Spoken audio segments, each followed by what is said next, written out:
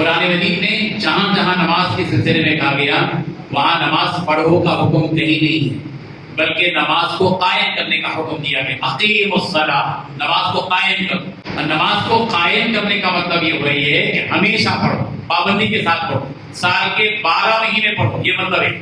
और हमने जो ये तरीका इख्तियार किया है कि रमजान में 5 वक्त की नमाज पढ़ते हैं, ये हमारा अपना फैसला है, अल्लाह का फैसला नहीं है।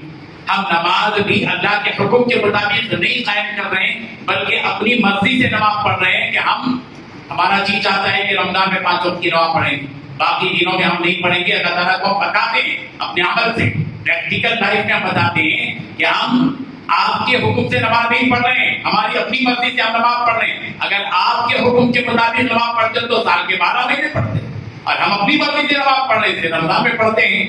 अल्लाह ने कभी नमाज पढ़ने का हुक्म नहीं दिया, नमाज को कायम करने का हुक्म दिया।